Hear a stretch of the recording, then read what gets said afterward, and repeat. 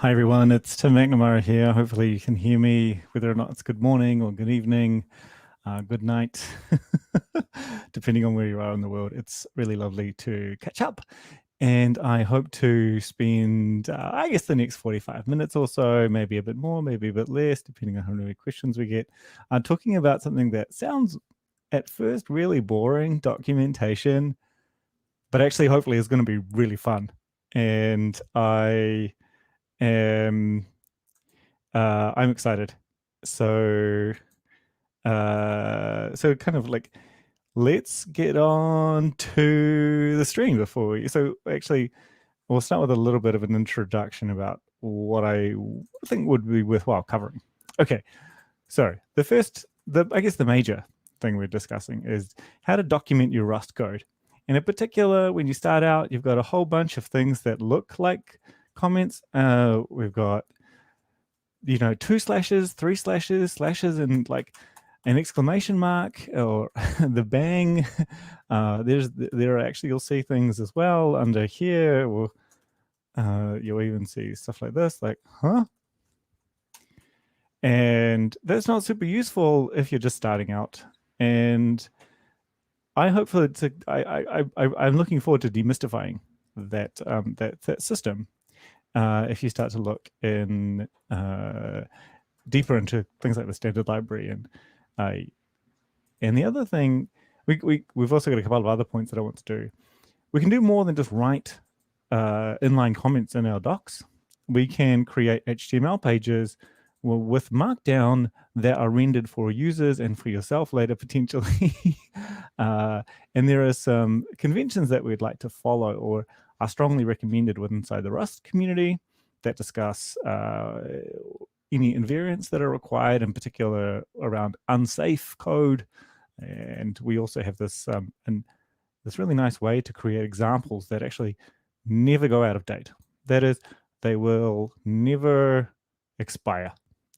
Or at least you can actually ask Rust to refuse to compile your code unless the examples also compile. And I think that's really useful for the point of view of keeping your documentation up to date. Okay, how does that sound? Okay, cool. We've got a couple of things. Documentation is fun. It also helps the programmer to understand the code better too. I absolutely agree with that one. Got some love hearts, which is really nice, and boo, boo, boo, party poppers as well. So that's perfect. And yeah, great. Okay, let's get started. Actually, on the code. Okay, so on the right here, I have a terminal, and I am going to, maybe just stop touching things. Maybe I'll make things a little bit bigger while I'm on the terminal, and a bit smaller again when I use code, or maybe that's fine. I'm going to run cargo new, and I've got my little application I want to call splat. So splat, if you're new to English, is just a verb which means, like I could throw some paint against a wall and it will splat, or like blood splatter is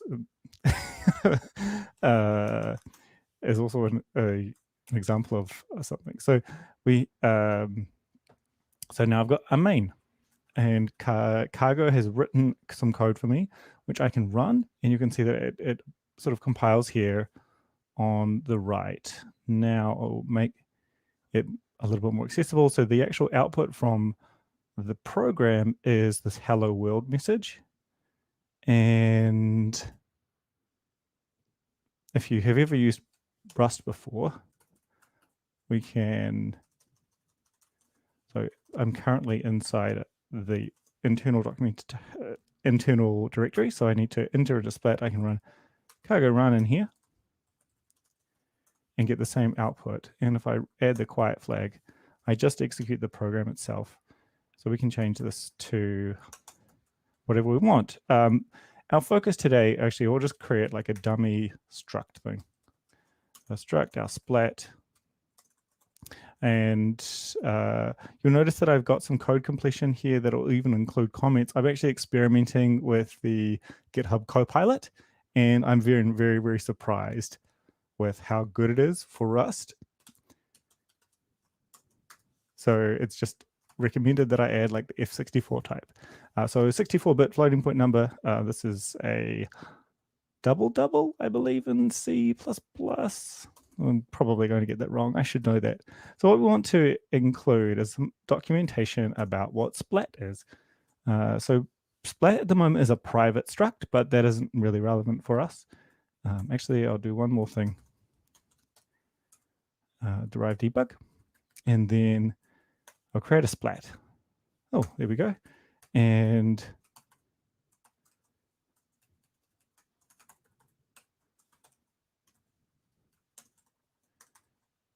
I guess I will do something. I was going to splat.diameter. It's just going to just stupid thing. No, I'll print out the whole thing. So this won't be especially exciting. We've just got a splat. We can do something fun with some graphics, maybe. Represents something splattering against the wall. Okay, so the most important type of comment for users are these triple slashes. And a triple slash is a marker that the next thing that the documentation system encounters, and that is our splat, is what is referred to by the comment. And so versus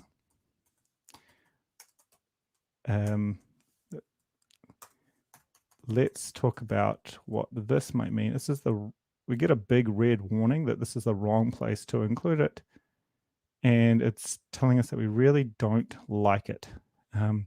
This is actually, I'll just finish explaining what the triple is, and then I'll talk about the exclamation mark as well. So we have some source code. Now I can run cargo doc, and it will write some documentation over here when actually, if I in the tree, sorry, ls target.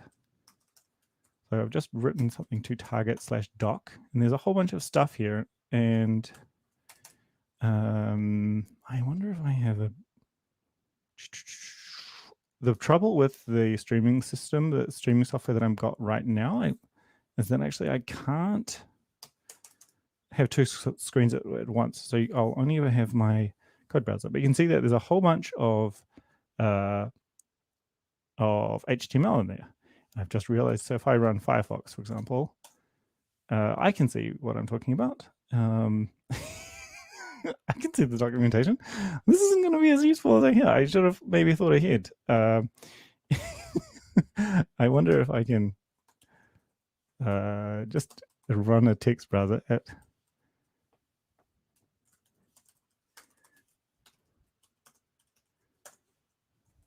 I'll just install a browser that runs in the terminal and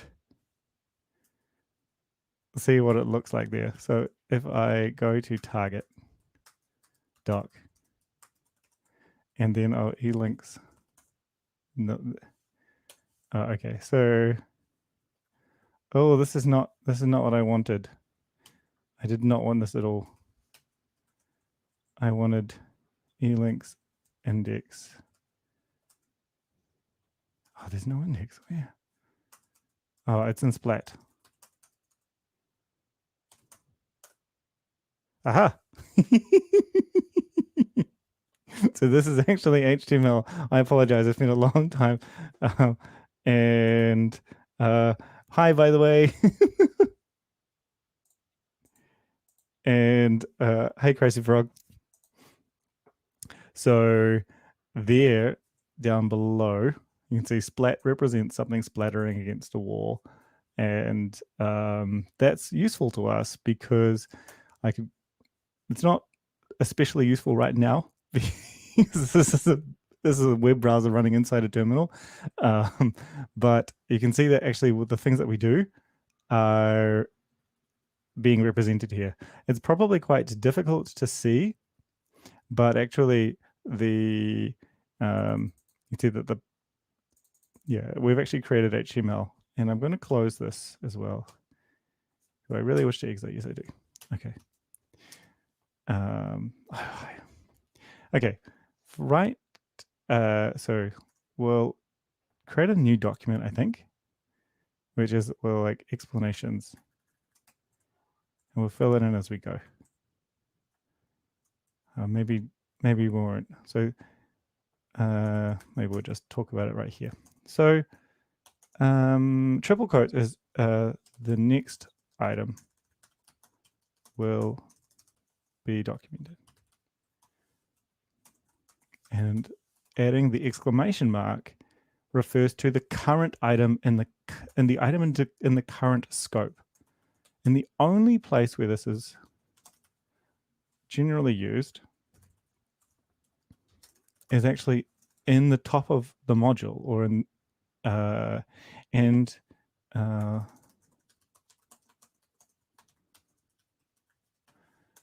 that is a place where you are working with splats of differing diameters. So you can see that GitHub Copilot has written some documentation for me, which is nice. Now, if I mean, I could go muck around. This will actually render the top level documentation for the module. And it doesn't actually relate to anything specific inside our code. We can add references. So one of the things that's quite useful is that, and have I got some questions? Have I? I thought you installed links. Maybe I could install links. So I've just I thought you could install links. So I'll install links, although it's been a long time since I've ever used it, and I haven't got it installed in this computer. So I wonder if it will work. We've got a whole bunch of random other rubbish. Oh, aborting. Why is that? Probably because it. Oh, maybe I do have it installed. Oh, I don't care about any of that. I want to links doc splat index.html. Aha. Okay, great. So that's I've got some color as well. That's useful. So you can see, by the way, that all of this stuff is normally hidden by JavaScript. So this is in the header. What we care about is structs. Now, this is the old docs. We haven't included the stuff in red. So how about I do so? To do that, I will need to rebuild the documentation. And so if I show you the, so I'm in the root of the project now. So I've got, and I just run cargo doc.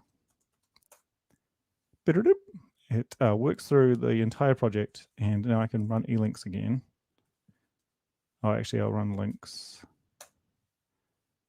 Oh, no. Oh, no.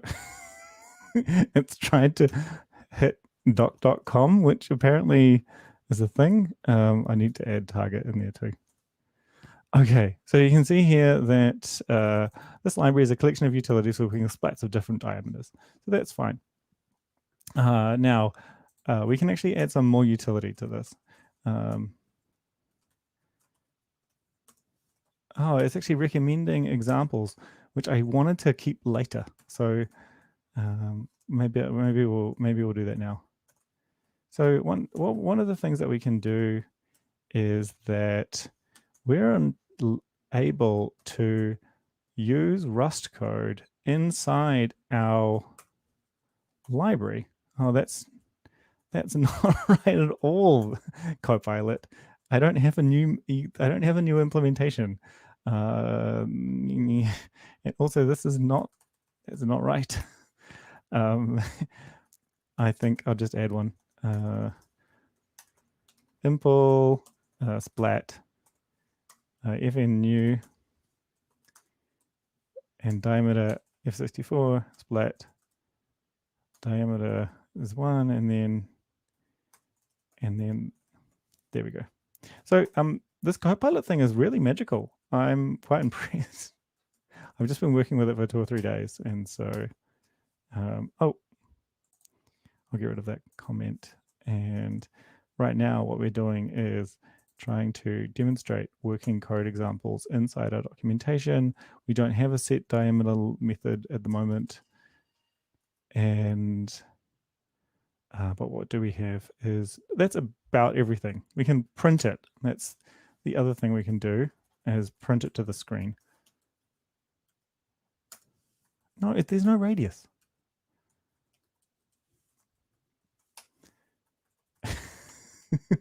You're probably like, who is this idiot? Why am I supposed to be watching a stupid video?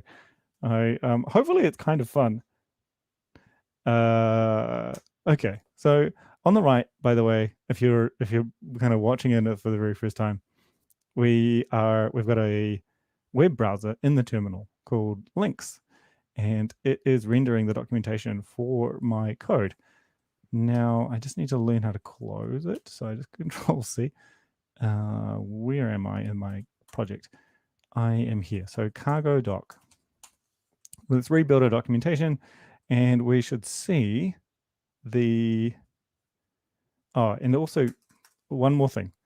I'm going to add an assert in here,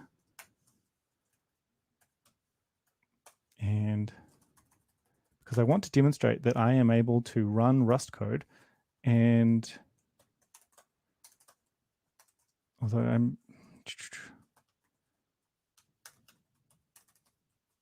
I don't know if this will work.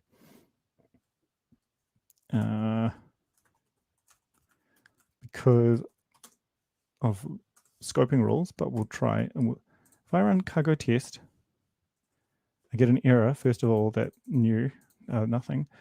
Sorry, new isn't used. So that's a problem because it isn't actually used in the library. So thanks, Rust, for telling me that. I can fix that compile error. We have this issue, or kind of not really issue, but cargo test is telling us there's no test, and I've just asserted to you all that there is a test. And so let's fix this. How do we do so? Well, if I run cargo test with --help, I get a lot of options, and one of them is examples. Now I think there's also an all, which I apparently is deprecated. Now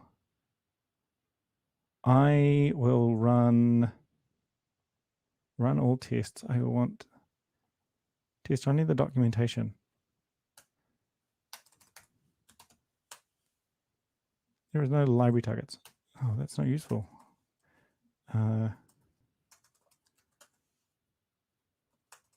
All right. Let's try and assert something that's wrong. Oh, no, I'm embarrassed. So what I want to run is the doc tests for the project. Does anyone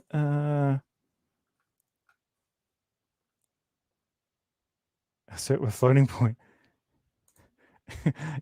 Yeah, so this is a very, very good point that Matt raises. Like, we should not be testing for equality with floating point numbers. But what we shouldn't be doing is that if we should be testing for like a difference. So if I did what we should be testing is like diameter minus our expected oh gosh, we want the difference, say. Let's set this to 10, and we want the expected value to be 0. So and then we want this like to be under 0.1, although and then we'd have another test, which is it also needs to be above, it needs to be less than 0.1 and above negative. The reason why this is that floating point numbers are very, very imprecise for math. Well, they are imprecise. there are many, and that's not actually true. They cannot represent all numbers. By definition, they only have 64 bits of kind of space that they're labeled that they can represent, and their job is actually to represent all numbers from negative infinity until positive infinity, and not all of those numbers can fit. It turns out that there's actually an infinite number of numbers, and they don't all fit inside 64 bits. And so there are some compromises. The other reason why floating point numbers are imprecise is that they are internally represented in base 2, and there are some numbers that cannot be represented in base 2 exactly that can be represented in base 10. I think one of the kind of really difficult ones is 0.1. No, I believe can't be represented in base 2. It's exactly the same. The problem is the fact that 1/3 can't be represented in base 10, but it can be represented in other bases. Like, no, I'm still feeling very silly that I can't actually run this test. Hey, Sam. Nice to see you. I feel so silly.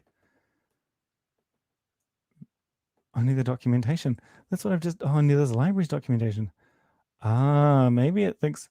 Maybe the problem is that it isn't a... I'm just going to see what crate does. I mean, dash all. Maybe... Oh, goodness me. Well, that's very embarrassing. Maybe I need to change this to lib and create a... Oh, this seems rather odd. Okay, I'm just going to do something a bit silly. I don't even know why there's a... And that is to create a new folder, new file called lib.rs. What I'm going to do is create a library crate. A library with my struct inside. And then I'm going to use crate. Use everything from that I export. And at the moment there's nothing, and now there is. So, and I'll change this to public just for fun. We'll just... this is unlikely to change. Oh, okay, great. We've got different things. Unfortunately, nothing that I wanted. And for example, I don't care that new is never used. It's really not material to what I'm attempting to teach. Okay, so now what do I need to do? I need to...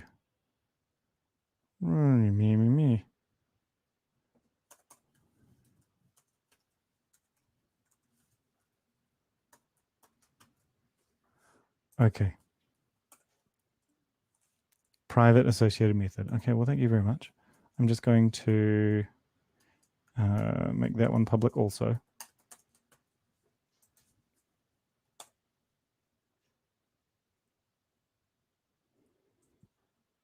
Oh, I know. Referencing a private field, naturally.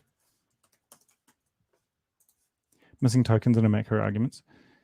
Oh, that one's actually more... that's actually valid. It's a valid... missing tokens. So I'm looking at this error up the top here. It's saying that... And this is actually good because it means that it's found the test, by the way. It's saying, look, I found the assert underscore equality method, and that requires 2 expressions. And what I'm going to do is evaluate both of them and then compare the results. If they equal the same value, tests are okay. But, dear sir, you've only provided me with 1 expression, and that is the result of this less than or greater than, or I guess greater than in the first instance on line 12, and less than on line 13.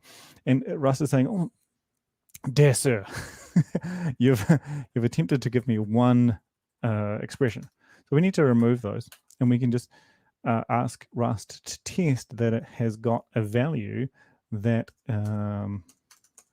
looks like exactly like this. It's just the true. It's the only value that Rust will accept in that assert macro. It turns out that even in testing, Rust is very strict on its type safety. Okay, cool. We're there. We have a library splat with tests that, and we've got two asserts in there and an example.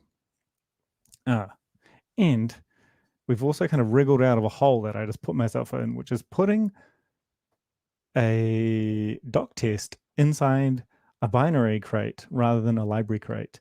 And so, and I've also snuck in a new form of comment. Okay, so we know we've actually touched on these two. So I can put like a gold star here, and I'll put a gold star, or at least an asterisk, in. And I've still got an empty box for two of them. Over here on the up top, we've just encountered the 2/ variant of our comment.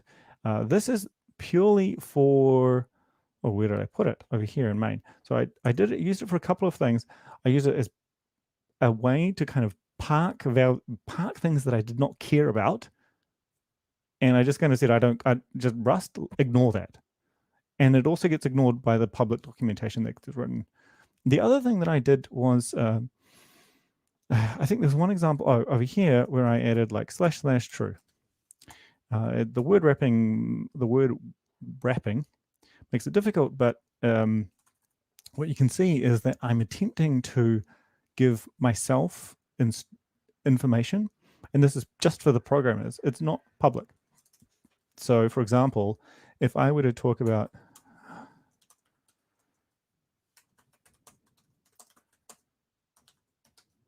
you can see that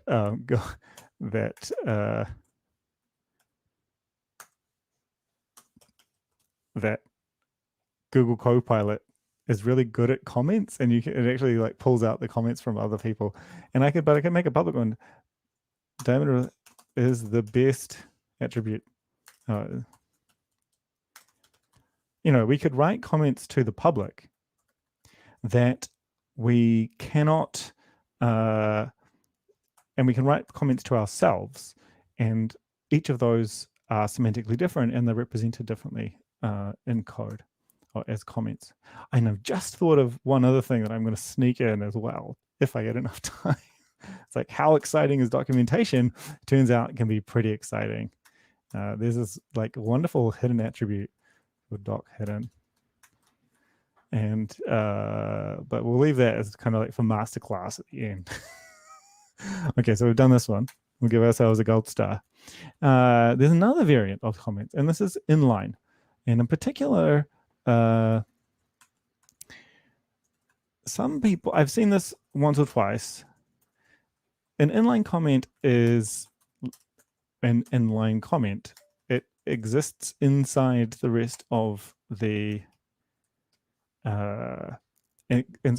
code, and will get taken out by Rust at compile time. Again, this is not for public documentation so much, although in this case, it will be copied in verbatim. So but it's intended for things that I have got over here. I just felt the name, it's like,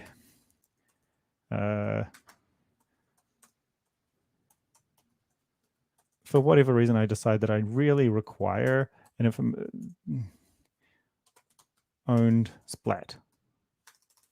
Like, these are notes to myself that get extracted, and the best place is in the middle of a line. I don't find myself using this very much, but it's available to you if you would prefer. Let's see what will happen with our little documentation render. So our documentation renderer. So I'll just remind ourselves where we are. We're inside, just ignore everything else except for splat at the end. We're inside the crate. Now we also have we run cargo doc. spends a little bit of time, spins up, goes through our entire program, and then we have a little browser inside our terminal window. So this is, we're kind of geeking out here. Links inside the target directory. There's a new folder called doc, and inside doc there is splat, and then splat has index.html. You'll also notice that we've got a special page just for struct. It gets its own page. It's a happy struct. It looks better in like in your real browser, like it looks better in Chrome, but inside the terminal, it looks like this. You can see that the example has kind of been pulled through. We can actually click, I believe, on splat, or in my case, it's pushing enter or space, I think, right, to follow a link. So now I'm inside the splat page, and I get all the implementations. So even though I've only defined new, and I've also defined debug, and the help, you can see that I've got some other stuff, and then there are these down the bottom are some automatic magic traits that are implemented. I can talk about those in other streams, these auto ones, and then we have these blanket implementations for every single type, which also means close to nothing right now. Cool. Now, are there any questions? Do we have any viewers still watching? Because I'm curious as to whether or not I can hold people's attention when I am doing documentation. Right. So we've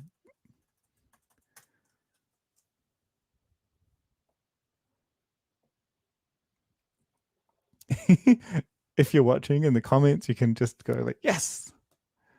I'll just send everyone a message and say,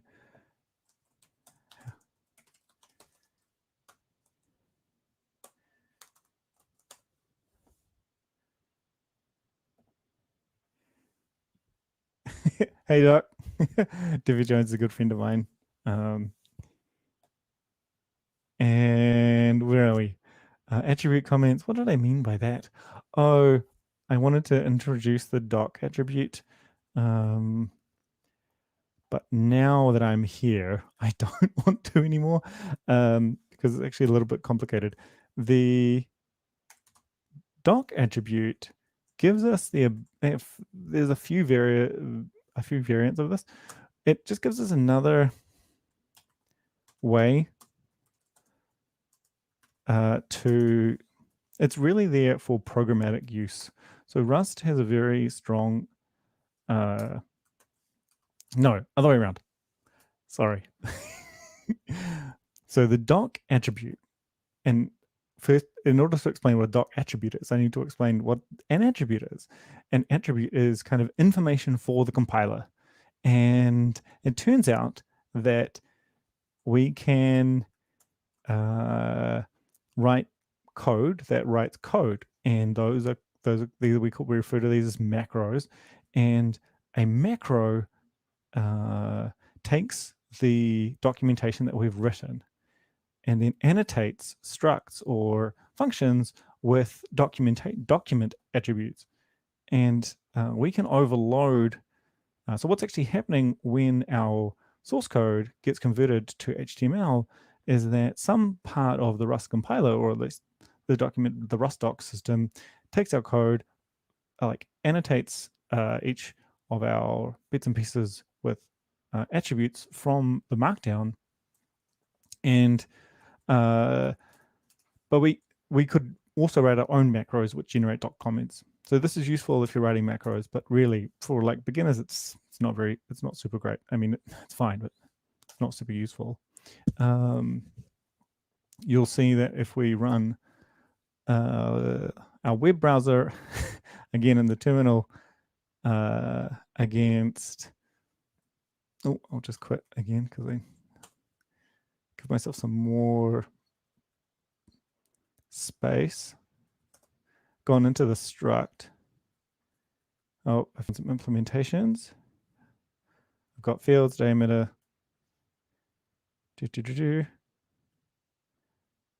I can't actually find the talking about splat. It should be around here somewhere, but it's not. So I might just... Oh, there it is, talking about splat down the bottom. So I've replaced the markdown syntax with what it kind of gets, what we call desugared into.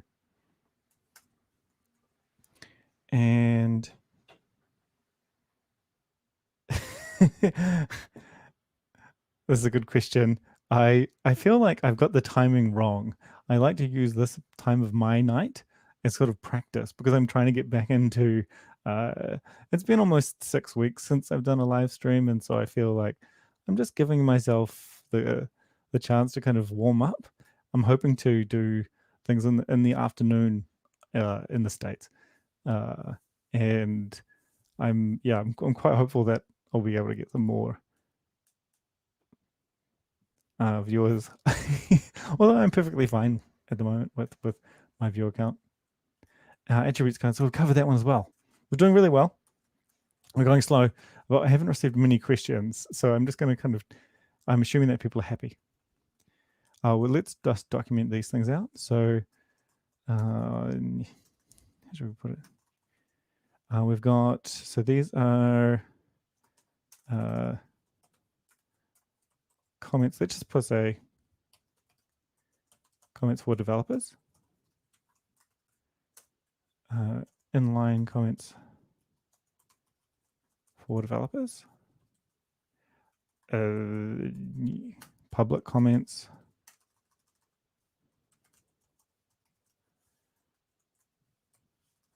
And they refer to for the triple slash refers to the following item.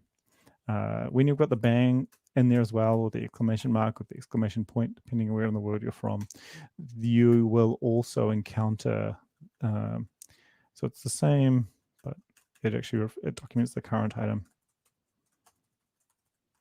The only place that is, I'd say, good practice to use this form is at the top of a module.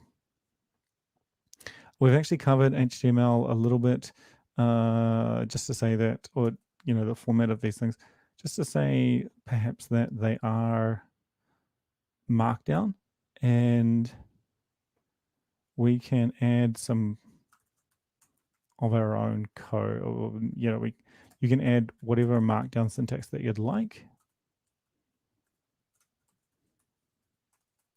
So for example, I've got, sometimes I like to express myself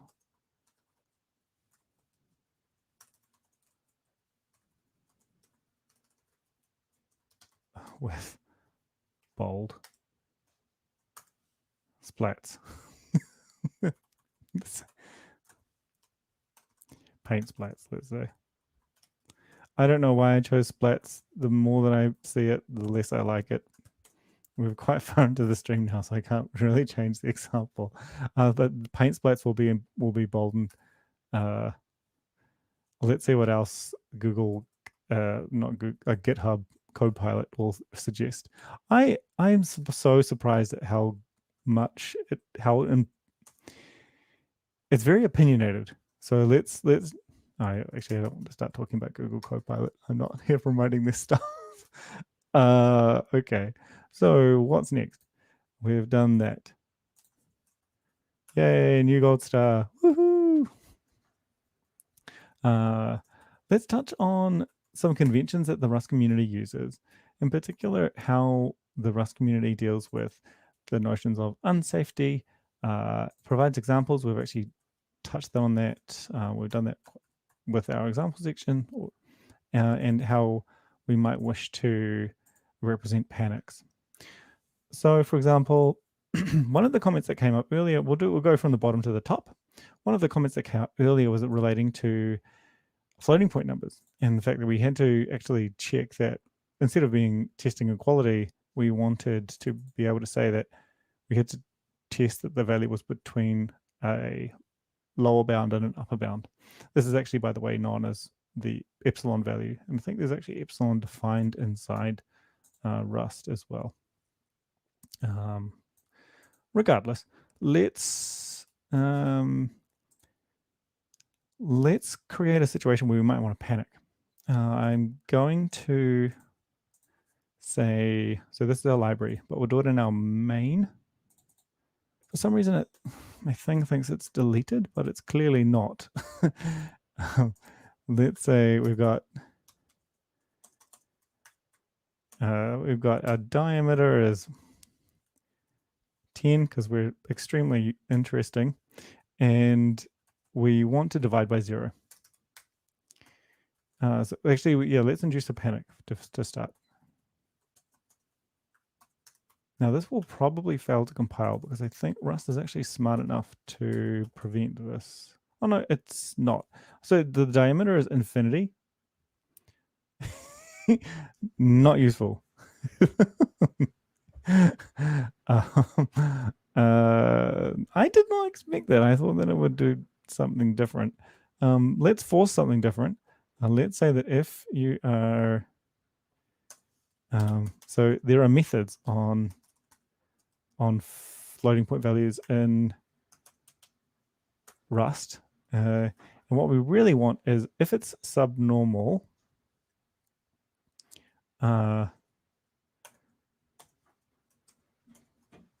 we want to do something called a panic. And apparently because diameter is subnormal. I'm just going to change that to something less useful for fun. I wonder if this will work. Oh, okay. If it's subnormal, which is a sort of a kind of a weird subclass. Actually, that is when it refers to a subnormal number is when it is very, very close to level 0. It actually changes its internal representation. So I'm remembering a little bit about floating point. If it's not a number, diameter is infinite. Panic. So this is not. Uh-oh. We blew up.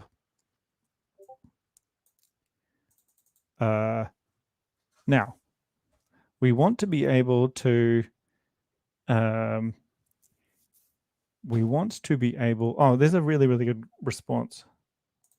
So I think it only fails with integers. Okay, so what we're saying there is that dividing by 0 is undefined for integers because there's no notion of infinity. But mathematically, with floating point, you can represent infinity.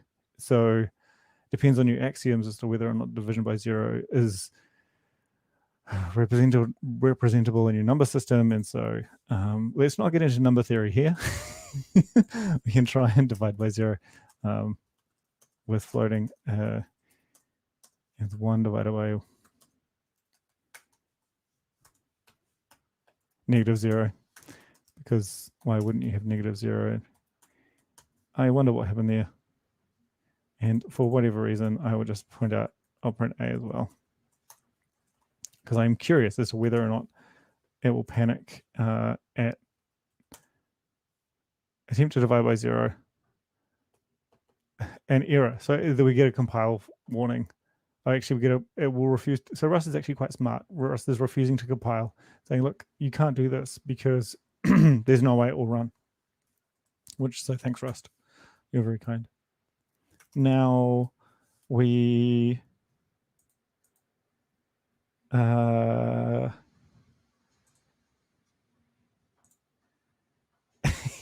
love the effect with you looking to light. Yeah, I don't want to admit how much time I spent mucking around with my lights. This is, I got like a light. I paid money for this even. And I've just unplugged it. And it runs on batteries. So I don't know how long it will last anymore. But I did spend a ridiculous amount of time before the stream trying to illuminate my plants over there. And I didn't quite get it to work.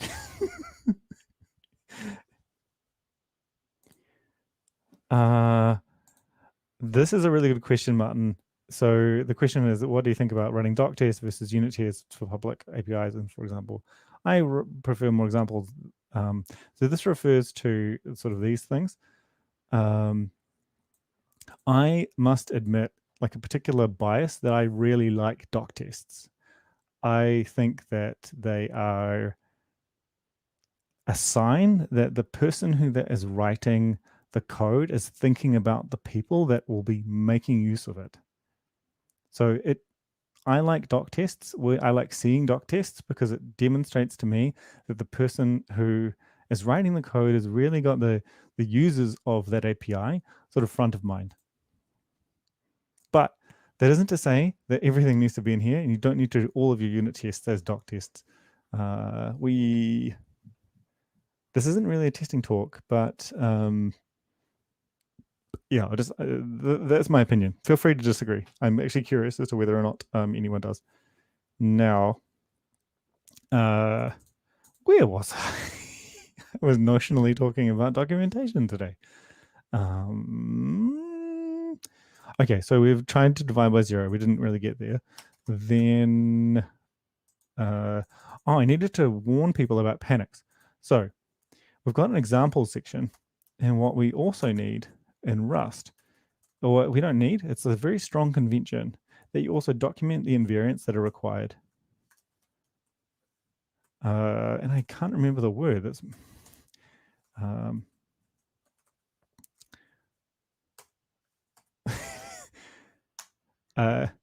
this library will panic. This is the wrong place to put it. I need it in the function call that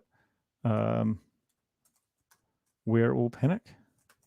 So it will panic in new. So, and in fact, Rust is warning us. Oh, no, it's not.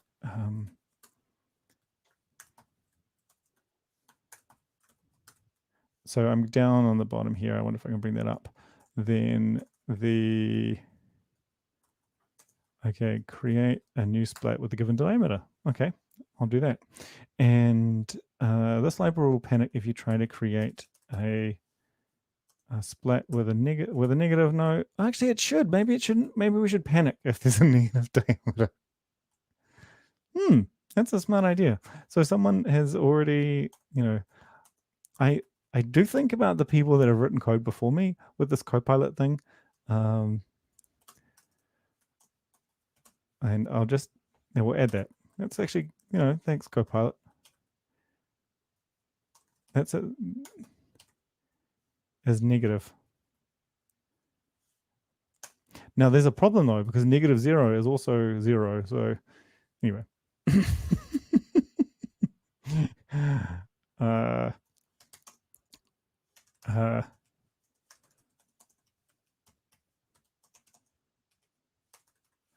Actually, let's just say that must be a panic, unless, because the English is getting quite distorted now, unless you provide a positive finite positive number. That's a little bit simpler than providing all the conditions. And cool. I think that's enough. We'll take away owned because that was just me demonstrating the inline comments. And the other thing is that you may notice it looks kind of ugly. We've got another utility available to us within Cargo called Cargo Format. And it will reformat my code a little bit. In fact, it didn't hate it as much as I thought that it would. So that's nice of Cargo Format for me. So I can Cargo run. Oh, it still panics because we are still compiling our, we're still running with our divided by 0. Now we can also divide by negative 0. Oh no, we can provide negative 0 as our input. And negative 0 has to be one of my favorite floating point numbers, by the way. I love that floating point has numbers, bit patterns that compare as equal, as well as bit patterns that are the same that compare as unequal.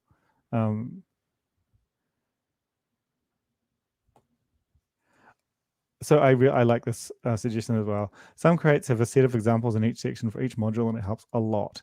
And I think this reemphasizes that it's really important to have consideration of the people that are using your code, especially if it's public.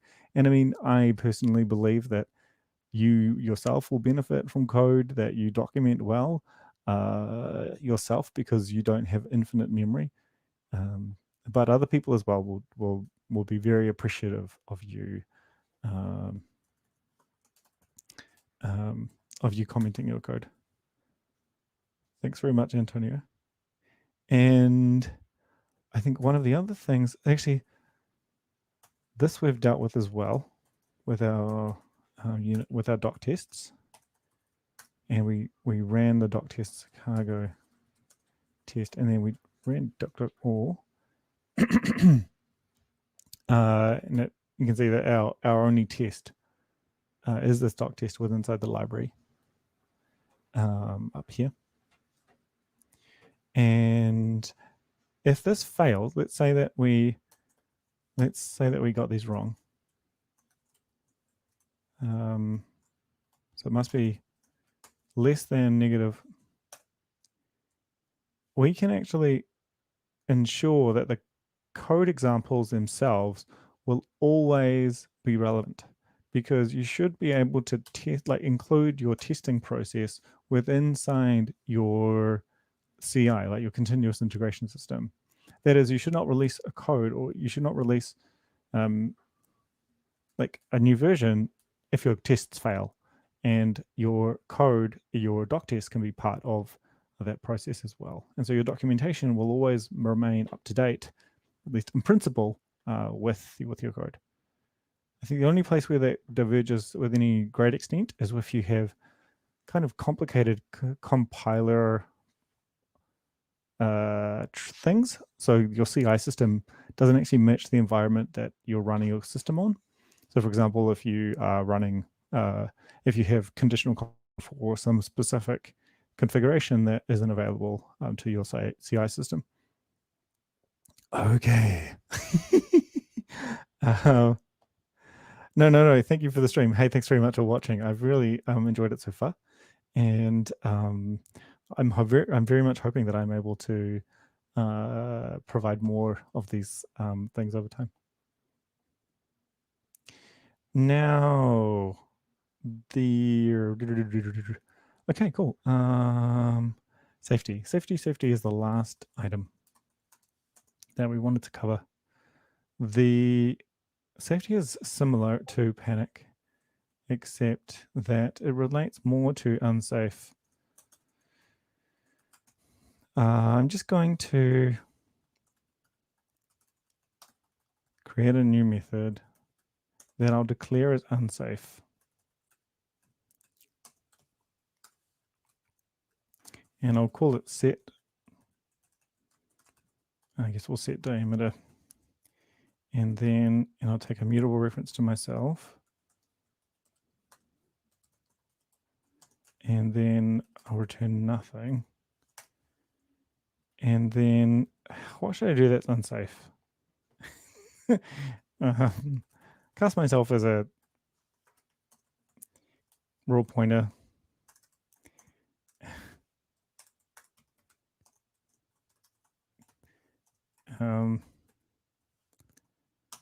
This is actually going around the world. I think it's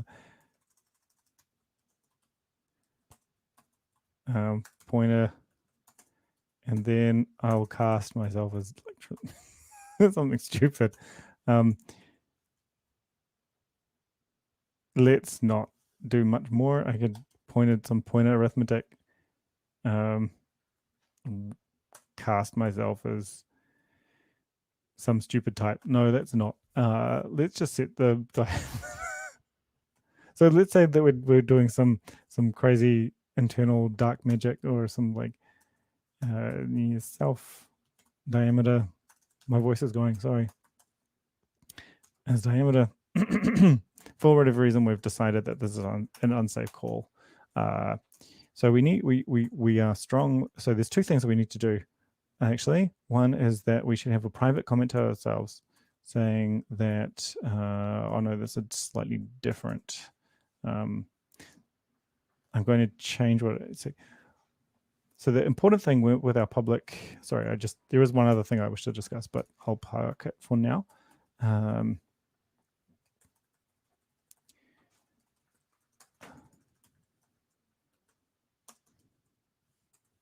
Now and then I want to add this section safety, and safety and requires Aries to be in the like, and what do astrologers say? Like, be aligned with Jupiter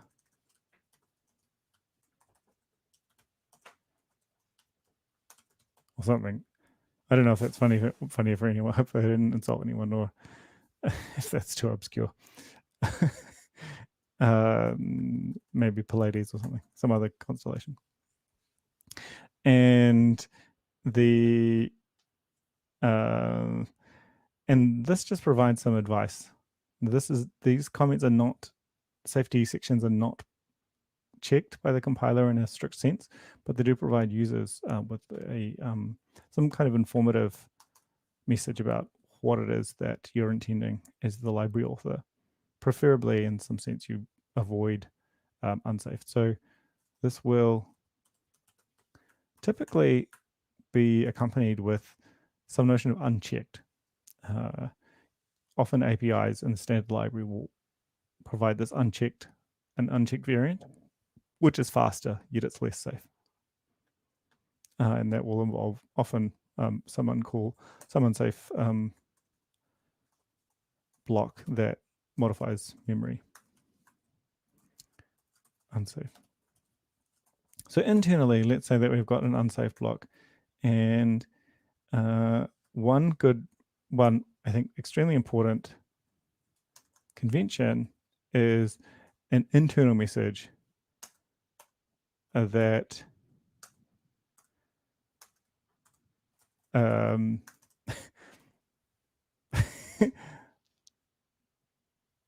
don't know how Google Copilot, GitHub Copilot does this, but it does. So it's safe because we guarantee the diameter is finite, positive, and non-zero. So that's all handy.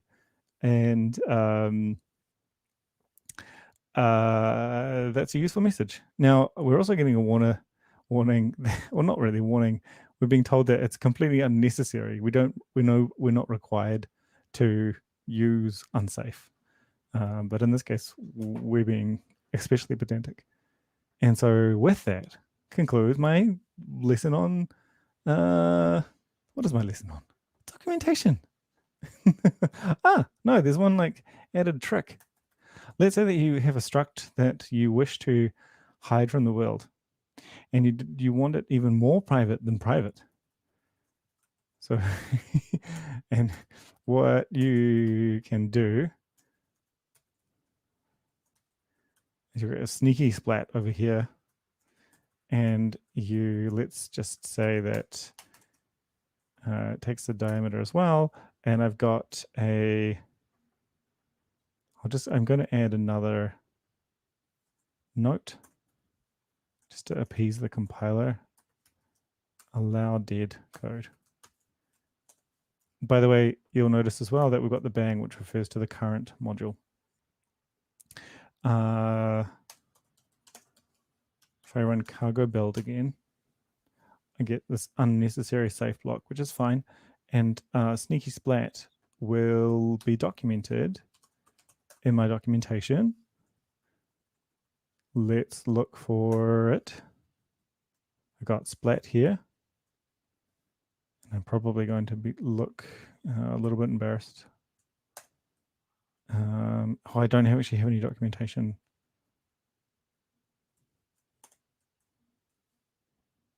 Oh, that's weird.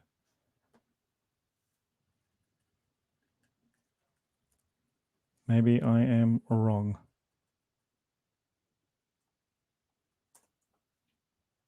Okay, good. We can be extra. We can be extra pedantic that we never want this to be displayed in our HTML by annotating the struct with doc hidden. This is often used by people who provide hidden fields. So, for example, let's say that we've got a private sneaky splat. Let's see what this does.